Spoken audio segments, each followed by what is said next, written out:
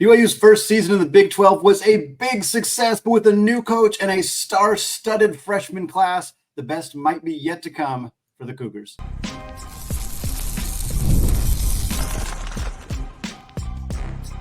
You are Locked On College Basketball, part of the Locked On Podcast Network.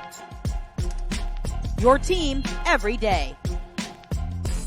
What is going on, y'all? Happy Thursday, happy Halloween, and welcome in to the Locked On College Basketball Podcast, a daily national college hoop show, part of the Locked On Podcast Network, your team every day. I am your host, Andy Patton, joined today by our weekly guest, Leaf to Lean, and you're joining us at the place to get your college basketball content every single day, 5 days a week, 52 weeks out of the year. I want to give a special shout out to our everyday listeners, as well as those of you hanging out with us on the Locked On College Basketball Discord channel. Today's episode of Locked On College Basketball is brought to you by FanDuel. Folks, place your first $5 bet, and you will get started with $150 in bonus bets if you win. Just visit FanDuel.com today to get started. Well, Leaf, happy to have you on for our final team preview of the season. Our goal was to do about 25 of these, doing roughly the top 25, and we actually did exactly 25. I don't know how we managed to make that perfectly work, but I'm very excited to have the BYU Cougars as our final team preview here on Thursday's episode. Friday, Isaac and I will be back with some bold predictions, and then next week, we are fully into the season, previewing those first games of the first day of the season. Really excited to get into that. But we start with BYU. We'll talk about their last season, the first year for them in the Big 12. We'll also talk about their new coach, Kevin Young, their new roster, who's back, who's joining the team, who left. And then we'll close out the show looking at their schedule, how we think they might finish in the Big 12 in year two. Last year for BYU, 23-11 overall. That included going 10-8 in the Big 12, fifth place.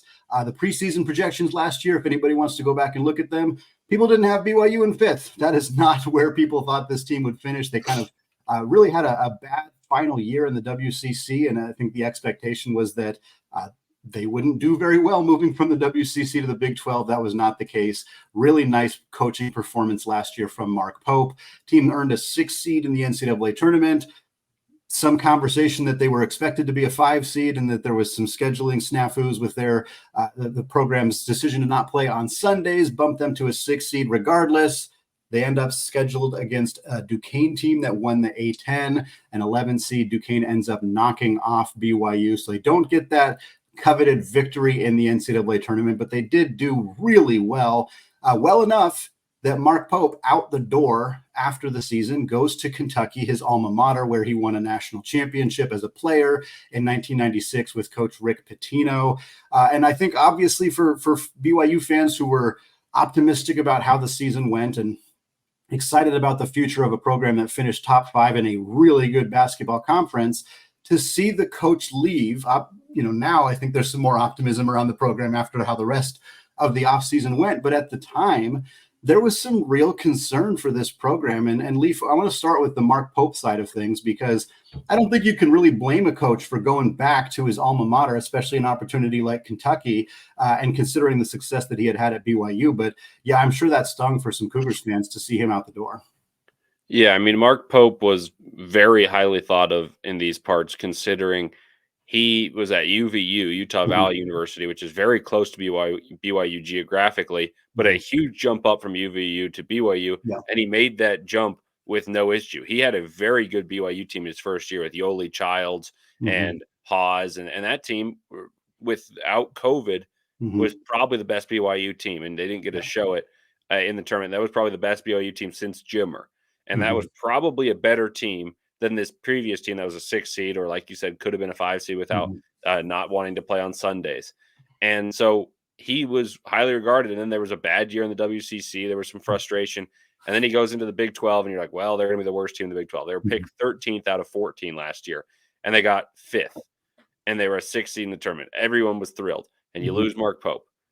But I think the crazy thing is the expectation for BYU and the thrill around the program has never been higher since Jimmer Mania, which is when I was in middle school, and it was very live. Everyone, even Utah fans, were not necessarily fans of Jimmer, but they were very tuned into BYU basketball in the Mountain West. And now you're seeing BYU and Utah, both the Big 12, but BYU is what everyone's talking about. Even Utah fans out here are talking about BYU basketball on the regular. And it's because they're bringing in a lot of money. A lot of money is being pumped in via Danny Ainge, via Ryan Smith, and you're seeing a coach, NBA style, bringing NBA prospects, and they still should be a good team. So there's a lot of excitement locally here about BYU. Yeah, let's talk about Kevin Young. When Mark Pope left, obviously, like we said, there was some sadness because of what he'd meant to the geographic area from Utah Valley and BYU and the success that this team had, and the fear that, hey, if we don't hit a home run with this next hire, that we are going to end up being, as people projected, towards the bottom of the Big 12 year in and year out. And they go out and land a coach in Kevin Young, who was an assistant coach for the Phoenix Suns. I know now that the momentum is absolutely there. And as you said, it's in part because of the pumping of money into the program and this really high profile freshman class, which we're going to talk about. But what do you have a sense of what that kind of initial reaction was? Because, the list of candidates for BYU to hire felt kind of limited. They tend to look for coaches that are members of the Latter-day Saints. And so that seems to kind of take them out of a running of a lot of coaches, and they go get a guy who doesn't have that experience as a D1 head coach, but who has this NBA style offense, who obviously worked with a really, really good team in the Phoenix Suns with a bunch of superstar talent there. So it feels like the momentum is really high right now, but do you kind of get a sense of what it was like when it first happened and how people were feeling when Kevin Young was announced as the new hire? I think people were thrilled because, like you said, a head coach at BYU has to be of the Latter-day Saints faith. And so everyone thought the only people that were in the running were either previous coaches that had been assistants, like Chris Burgess, who actually ended up joining as an assistant. You had Madsen from who played at Stanford, went to Cal, and had a good first year at Cal. And they're like, well, maybe we can poach off Mark Madsen. That was the biggest fish. And then all of a sudden, out of absolutely nowhere, you get one of the highest paid assistant coaches in the NBA. So everyone was thrilled. There was I didn't speak to anyone that was more reserved as opposed to boisterously in applause of the hiring. And I am not LDS, and I don't necessarily have that many BYU friends that are diehard fans. But even neutral people were like, wow, that was a great hire. Like, I'm excited to watch BYU basketball again, because it's a big thing culturally here in Utah. Everyone's very into basketball as a church. Every single church in Utah has a basketball court, and you're going to see every player, every person that is affiliated with the church is very into basketball. So BYU gets a ton of support in that regard. Well, and Coach Young certainly didn't do anything to mitigate that excitement, because he went out and had a fantastic offseason, who poached some freshmen who were committed other places, landed some really high-profile players, kept a lot of talent, which is a difficult thing to do when there's a coaching change. And now he's got a team that has multiple projected NBA draft picks. And what we want to do now is talk about how these pieces are all going to fit together in Coach Young's first season and BYU's second season in the Big 12. And we're going to get to that here in just a second. But first, folks, let's talk about FanDuel. Get ready to tackle the NFL action with FanDuel, America's #1 sportsbook.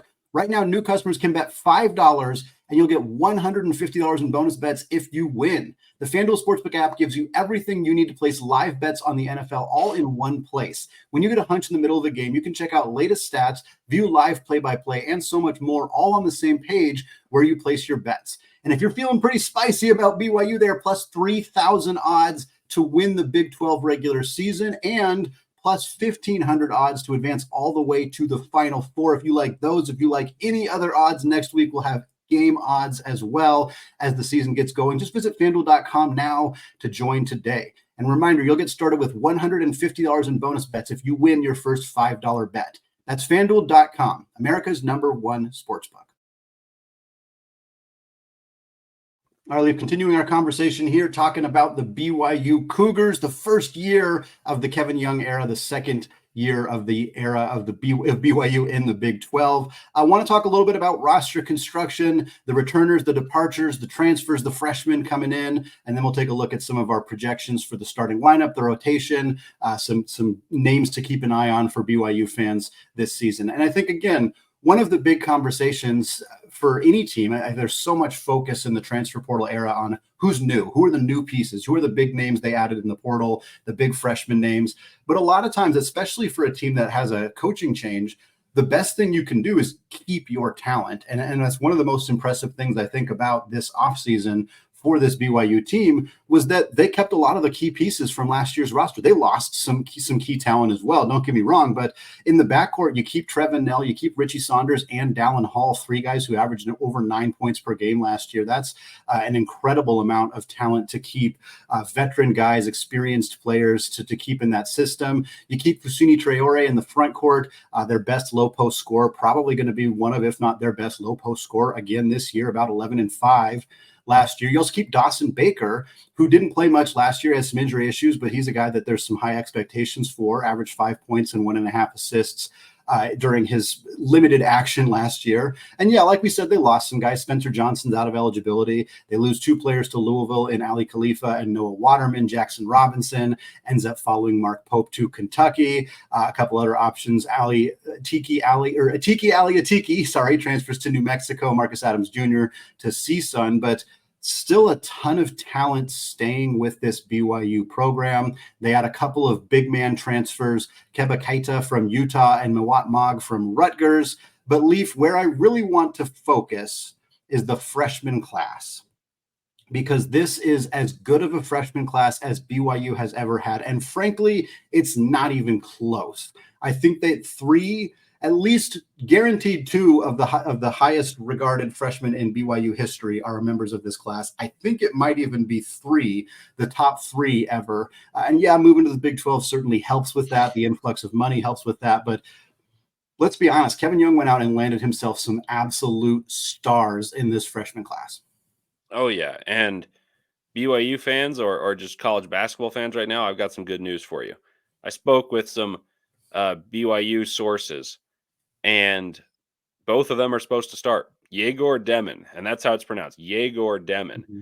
Egor Demon is starting alongside Dallin Hall and alongside Kanon Catchings, alongside Richie Saunders. So you got 4 wings at least in that. You could say guards, but wings. And then the center will be Keba Keita from Utah. And so that appears to be the starting lineup that they'll use. They beat Boise State 91-86 in a scrimmage. And I know the scores. I haven't watched the game, so I can't tell you how much it matters, but don't read into it too much. But Boise State, in my opinion, is the best team in the Mountain West this year. And so that's a good win, and especially with a team that grows. And the reason I bring up the freshmen, and obviously to answer your question, but the other reason is the teams that you want to grow with more, and you say, hey, if they start out pretty well, you have more faith they're going to grow. Think of Duke at the highest level nationally. Is they're a team with as much talent as anyone, but you're not going to pick them number 1 over Kansas or Alabama per se. But if you told me like who has the absolute highest talent level, I'd probably tell you Duke in the largest ceiling. BYU is maybe not quite at that level, but if these 2 guys are NBA first-round picks, like many executives believe, and speaking of Demon and Catchings, and you play them alongside the heartbeat of the team, and Richie Saunders and Dallin Hall, an athlete in Keba Keita, who I watched play tons at Utah last year. You have still Trevin Knell, who's a 3-point specialist off the bench. You have Fousseyni Traore, who was a 12-point per game scorer. You have all these guys. Dawson Baker is getting rave reviews this year. Crawford's getting great reviews as a freshman as well. So there's all this depth, and depth is what helps you win in the Big 12. And I know this is a long-winded answer, but the reason that BYU, I think, probably doesn't necessarily overachieve in the same sense they did last year is, like, I have so many people in my DM saying, hey, why are we picked 9th when we were 5th last year in the same conference? Well, it's because the conference got better. It's not that you got worse. It's you have more moving pieces this year. Last year, you won with continuity. This year, you have more potential, but maybe not as safe of a floor to get to. And so maybe they could finish 5th or 6th. Maybe they could. But I think that finishing 5th or 6th is getting you a 3 or 4 seed in the tournament. This year, finishing 9th as they're projected gets you a 5 or a 6 seed probably. Yeah. And so it's about coalescing sooner rather than later, and the potential being higher because they'll have more answers to solve the problems thrown at them, like Duquesne playing serious man-to-man pressure. And that'll be the answer is, can you do so with these young guys and figure it out sooner? Because then you have a lot of answers and some runway for hype come March. I'm glad to hear your sources starting lineup because as you probably saw in the notes, that's what I projected as the starting lineup. So glad to have been able to guess correctly there. I read a few articles of other people's projected starting lineups, and the main one that people were kind of unsure on was whether Catchings was going to start right away as a true freshman. Obviously, this team has some depth in the front court where they could have started. They could have started Mag alongside Keita, the two incoming transfers. They could have started Traore, although he was very good coming off the bench last year. But I like the idea of starting Catchings and Demon right away. You got those two guys, and like you said, alongside Hall and Saunders. I mean, just the ability of that team to have that cohesion with, veteran leaders in Hall and Saunders, and even Trevin Nell coming off the bench, guys who've been in this system. I know it's a new system, but have been at BYU, have played college basketball for many years, have a full year of being in the Big 12 under their belt. So you have those guys kind of leading the ship. You have just uber talented freshmen in that starting lineup as well. And if the freshmen, if there is some faltering or they early season struggles or getting in foul trouble in games, things like that, this team has the depth to withstand that. I mean, if you can get Catchings off the floor and you're feeling good, okay, we got that superstar freshman off the court. Well, Traore's coming in, and he was their, one of their best scorers last year. And so it just feels like the depth in particular for this team is tremendous. And I do want to stay with those two freshmen in particular, though. I know it's too early to get fully into NBA draft season, but the rankings we're seeing now, the big boards, the projections, a lot of places have Demon as a lottery pick, or at least in that top 10 conversation, top 15. We've seen him kind of in that mix, 6'8" guard coming over from Russia, has some professional talent or professional experience already.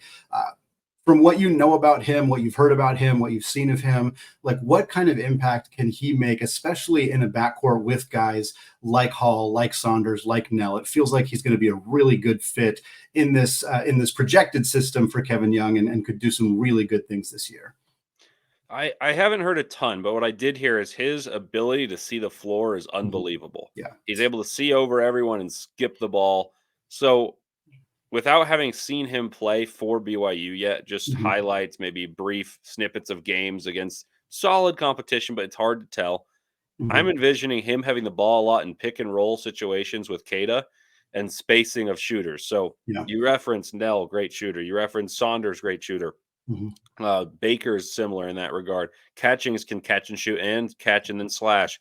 I'm expecting him to have the ball and him to zip passes to the corners, get people wide open threes, and maybe his biggest impact be from the passing as opposed to dynamic scoring. That said, I'm very curious to see how Dallin Hall is employed, because that's something he does pretty well. Not at the same elite level, but he's a floor general, someone who creates better for others than himself.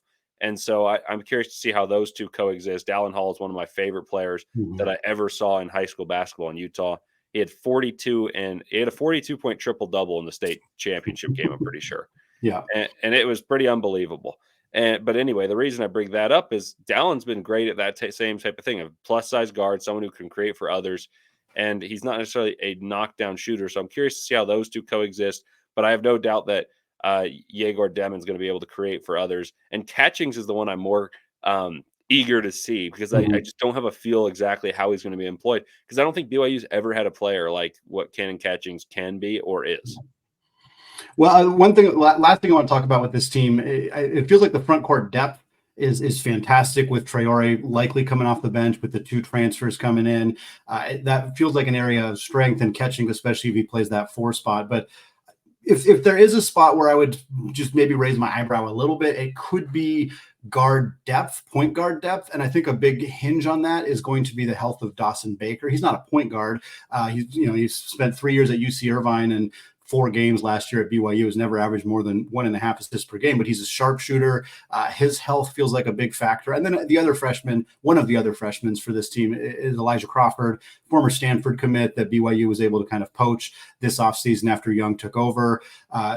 His rankings in the different ranking sites are kind of varied all over the place. Some places are a lot higher on him than others, but he's a guy that I think if he's able to play right away as kind of your backup one, again, they'll probably play Demon at the 1 as well. He's certainly capable of doing that. Dallin Hall averaged 5 assists per game last year, so he's a very quality point guard, of course. But it feels like that's an area where if either Baker or Crawford are really kind of pop this year, that feels like a huge, potential X factor for this team in terms of having the depth necessary to really contend night in and night out in the Big 12. Yeah, I believe that. And excuse me, my biggest belief in the Big 12 is that there are a lot of really good coaches. Mm-hmm. And BYU's success hinges on how quickly there's an identity, both with the freshmen in terms of Catchings and Demon, how quickly they can be stars in their role, not necessarily superstars in the Big 12 conference, guys with a lot of potential, but stars in their role. And Demon, it could be in the Luka Doncic way of having the ball in his hands, skipping the ball to others. Catchings, attacking, and scoring. And then you see how quickly can Kevin Young translate his NBA ability to create sets and be organized to college basketball and the chaos that happens in the Big 12, where there's a bunch of defensively minded coaches. You look at when Scott Drew is at his best. The last couple of years, they haven't been good defensively, but his best, they played a no middle defense and they were number one in the country defensively. Texas Tech, they're going to be good defensively. Kansas is going to be good defensively. Houston and Iowa State are going to be top 5 metrics wise defensively. So how are you going to create these beautiful, pristine sets that are now going to be mucked up? How are you going to be able to score and still maintain effectiveness? And that's what I'll be very curious to see in terms of Kevin Young's adjustment to college basketball along with his superstar freshman, because that's what allows for BYU to have the ceiling. They have this creativity, this influx of talent, this ability to problem solve with a depth of talent on their roster with diverse skill sets. But they have that big thing hanging over them of their best options are unproven, both on the sideline, meaning the coach, and in terms of the basketball court. Their 2 freshmen haven't played against Houston and Iowa State in a back-to-back. Like that type of thing is going to be difficult. And that's why I have tempered expectations for BYU in terms of their Big 12 standing. Well, let's get into that, because you're absolutely right. There's a team that has a lot of star power, a lot of excitement, a lot of hype coming into the year. 2 star freshmen, a new coach, new system, NBA style. It's going to be a lot of fun, but this is a really, really deep Big 12. There's a top 5 that are all in the top 10 of the AP poll at this point. Like, it's going to be really tough to contend in this league. And so we want to take a look at what can they do to push for a spot in this conference, and where does that potentially land them in the NCAA tournament? We're going to get to that in just a second. Right after I tell you about 5 Hour Energy. Our friends over at 5 Hour Energy know that being a passionate sports fan isn't just a hobby, it's a way of life. And it takes a lot of energy to power through all days of tailgates, touchdown celebrations, all that good stuff, agonizing overtimes, which is why we've created the Stan the Fan 5 Hour Energy Shot with a special flavor called Fan Fuel, the energy shot made just for super fans like us, the fans who are first in the parking lot and who are the last to leave. We see you. And you know what's giving us college basketball fans fuel this week? The season's almost back, less than 1 week away. This is the last players team preview episode that we are doing. We are so excited for the regular season, conference realignment, new teams, new coaches, new star freshmen, all that good stuff coming your way, folks. 5 Hour Energy knows that no matter what team you're rooting for, being a fan requires heart, soul, and a whole lot of energy. Whether you're prepping for the big tailgate, ironing your jersey, your game day to-do list is always a mile long, and that's why the limited edition Stan the Fan 5 Hour Energy Shot is here to help keep you fueled throughout the season. What's your fan fuel this week? Whatever it is, do it with a 5 Hour Energy. Available on 5hourenergy.com, shipped nationwide.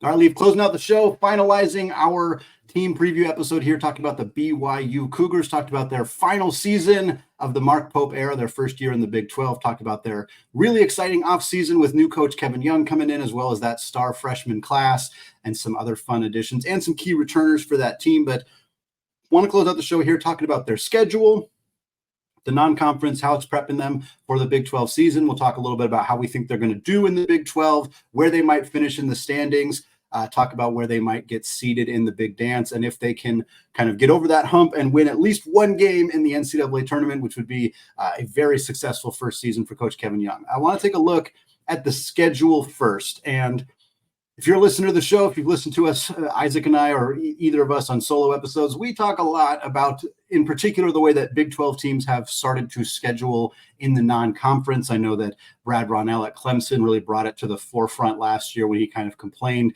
about how they're gaming the net system. BYU's non-conference schedule is not very competitive. I mean, there's not really any other way to look at it. They have one true road game, and it is against Providence. It is part of the Big 12 Big East Challenge. And look, Providence. That's not going to be an easy game. BYU is probably going to be projected higher than Providence, but nobody likes to play at the Dunk. That is a tough place to play. Providence is going to be a good team. They got neutral site games as part of the Radies Children's Invitational. They'll play Ole Miss, who is preseason ranked, and then they'll play either Purdue or North Carolina State. So all those are pretty solid games. That's 3 good games there, but every other one of their non-conference games is at home, and it's not a particularly good group of teams: Central Arkansas, Riverside, Queens, Idaho, Mississippi Valley State, Fresno State, Wyoming, and Florida A&M. Leaf, my question to you is not as much like, we know why they're scheduling like this. We know why the Big 12 does this. That's not a secret. That's been discussed. But for a team that has so many new pieces, do you think that this schedule does enough to prepare them for the gauntlet that they're going to eventually get into when they get into conference play? I'm not sure, to be honest. I think there's enough time to just gel as a team, regardless of who you play. Yes, it's going to be a step up of competition. Yes, you're going to face Houston, and it's going to be a whole different beast, no matter how well you were prepared. That's just the nature of the beast in the Big 12, where I think there's 10 teams that are good enough to make the tournament. I think 9 will be in, and including BYU. And I typically would. Last year, I was a hater of Iowa State's schedule. Yeah. And I thought, you know what? I hate that they're winning all these games where other teams are losing and playing, and they're similarly leveled teams. Well, that said, Iowa State proved to be really good.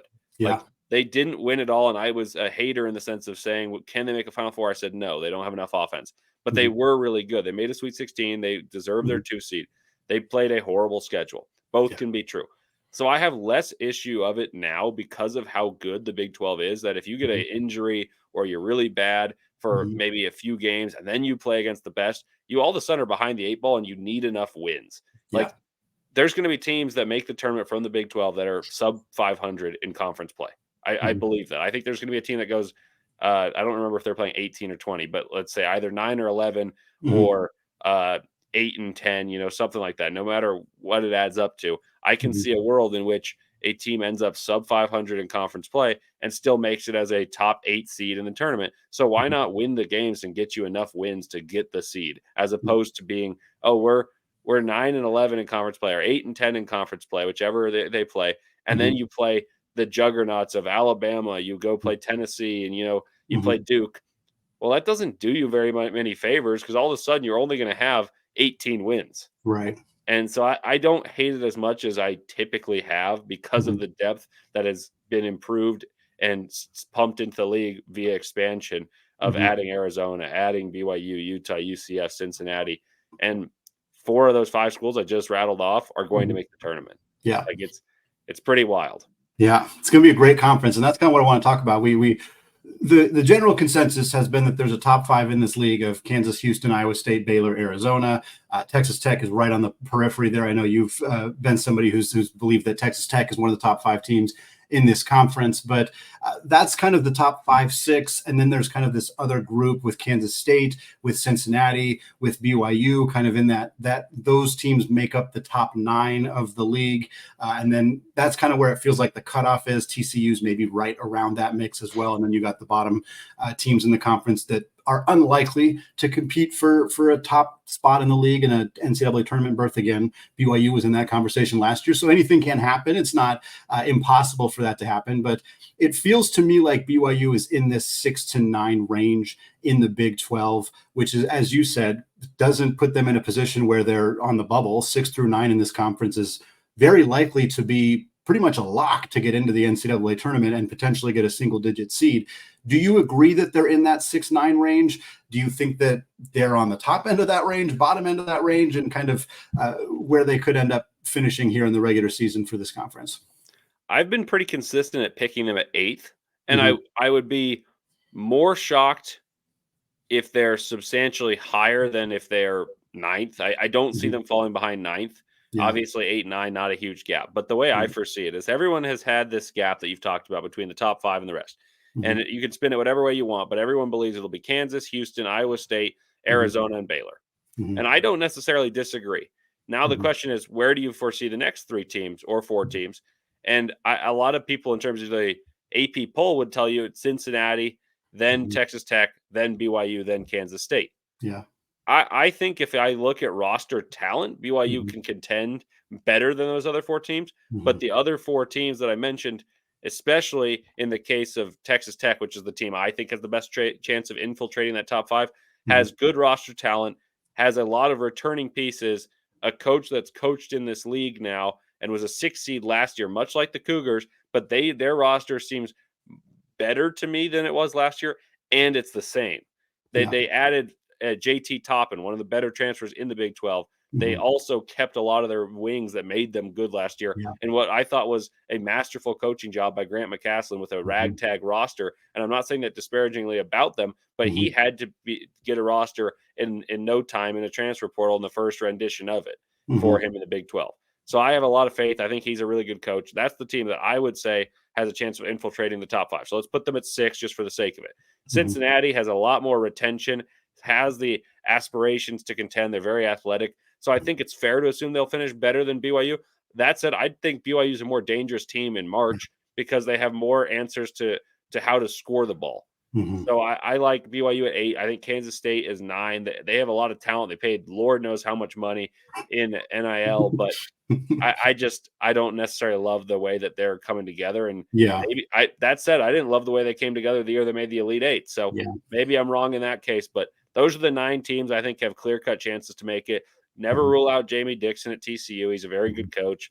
I mean, UCF has a lot of talent, but it feels like last chance U right now. Yeah. And so I don't know. I don't know exactly what to make of it, but BYU, I think, has more potential than a team like Cincinnati. I think you could even argue more potential than Texas Tech, but I think Texas Tech's a Sweet 16 roster hitting in plain sight.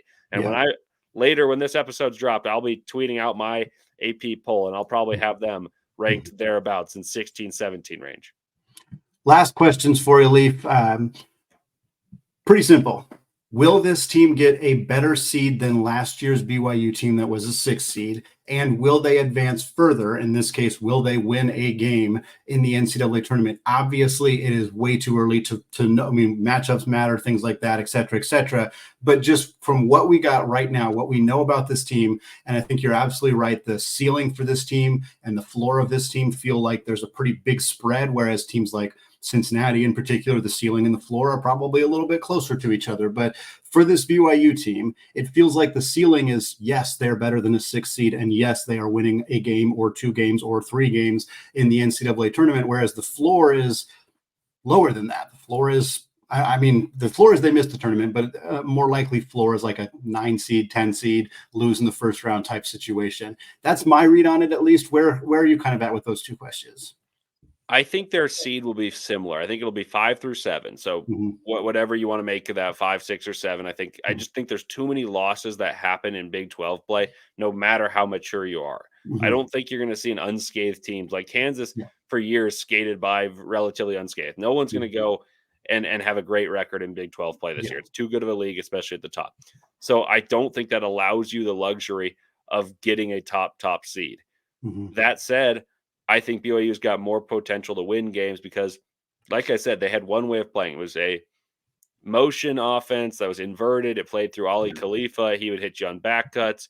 If you don't shoot well, then you're kind of in trouble. And I know they played against good defenses last year, but they were able to win home games, and they honestly had a favorable home schedule of who they played at home versus who they played on the road. And I know they went into Fog Island Fieldhouse and performed admirably. I'm not denying it. I thought they were a really well-coached team that overperformed last year. This year, I think you're going to see more growing pain as they establish the way that they want to play. At the early part, I think they're going to start peaking, and I'll take them as a team that wins a round, and depending, the second round matchup could be a Sweet 16 team. Yeah. Leaf, thank you so much for coming on, man. Always appreciate it. This was really fun. The team preview series was fantastic. We had an absolute blast knocking these out this year, did 25 of them. We were going to have our bold predictions for you all on Friday, and then we're going to get into the preseason or the projections for the first games of the season on Monday. We'll also get a top 25 out for you. Myself, Leaf, and Isaac will all do our top 25 rankings. So some really fun stuff coming your way, folks. It's going to wrap it up for us today. Have a fantastic and safe Halloween. Looking forward to talking to you all soon. Thanks again for listening. And until next time, as always, peace out.